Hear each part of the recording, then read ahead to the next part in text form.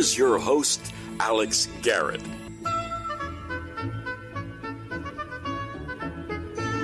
Oh, yeah, it's the Alex Garrett Podcast Network, and we are going to continue the Christmas music just a little bit as we are now, in day 3 of the 12 days of Christmas.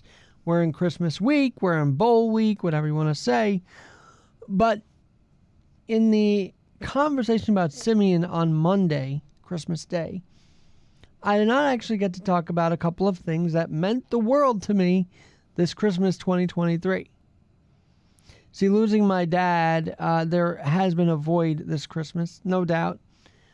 I wasn't able to run around and get an incredible Christmas morning setup like he did with the villages and with the lights and with the tree.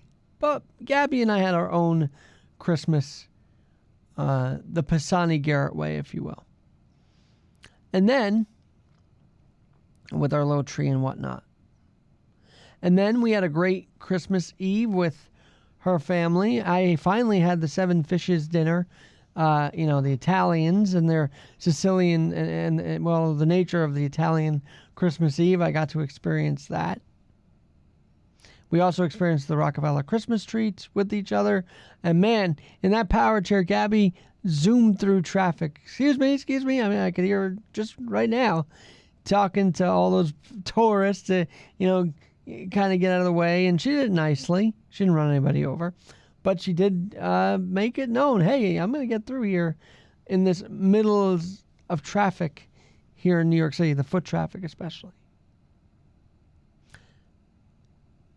And Mom and Vic and Abby, my family, for continuing the Christmas spirit. We did that very much so in the honor of my dad this year, and very much so as creating new traditions. See, my dad and I would always rush around on Christmas Day and open the presents and boom, get to St. Thomas Church. But this year, I decided, hey, you know what? Christmas Eve is on a Sunday. Let's try the Sunday. And it was a lot less stressful, believe it or not, to get there on Christmas Eve than Christmas Day. So maybe a lesson there is to keep tradition, but you can always adapt it. You can always modify it to what works best for you in that moment. I love and admire that my dad worked to make Christmas Day work every year. As I mentioned, he would wake me up and all of a sudden the whole place would be lit up and there'd be presents galore under the tree. And then we'd rush out of the apartment or where he lived to get to church, to St. Thomas Church in Manhattan. And this year, St. Thomas Church showed us we have a community there.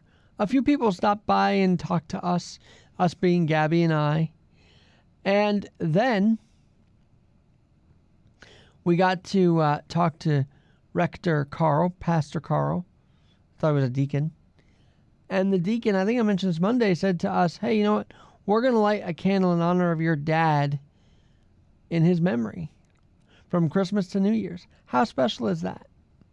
How special is that? And then, of course, they lit a candle for Gabby and I that we got engaged. It's cool when a church, and a place you've been to since you were 6 months old on Christmas Day, you get to go back as a 32-year-old and say, hey, guess what? I now have a +1 right here. My fiance with 2 E's, Gabby. And she shined in that church, and she shines everywhere she goes. She pushes through her struggles every day, and I admire that. And we both are thankful to God every day that we are here. And we're together. And we're together. It was our first Christmas Eve and Christmas Day really spent together. Last time we were spending Christmas time together was actually 2019, and I didn't really even get home to her till late Christmas night, almost into the next day.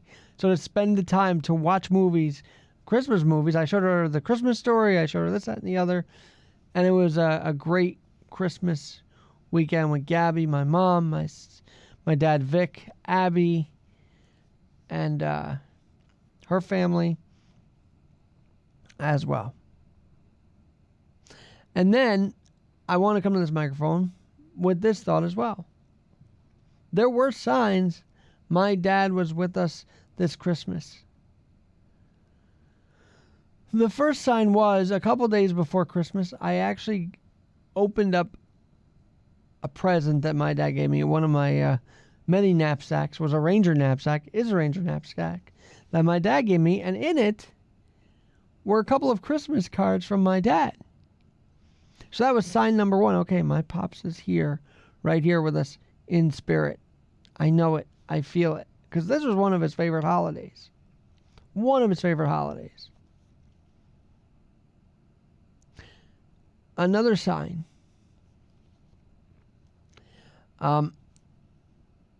There were always years where he would literally carry me and his plastic bags of Christmas goodies around, especially to my grandmother's or to our Brooklyn home. Or even to our Queens home. But it would always be me in one hand or on his shoulder and a bunch of plastic bags in his hand trying to get us to and from on subways and buses. Pretty amazing, actually, how much work he went to every Christmas Eve and Christmas Day. And I'll always admire that. Sign number 3 was when we were at St. Thomas, and I lifted my palms up for outreach to the Lord, and I felt the Spirit of my dad in that church on Christmas Eve. I felt him with us. I really did.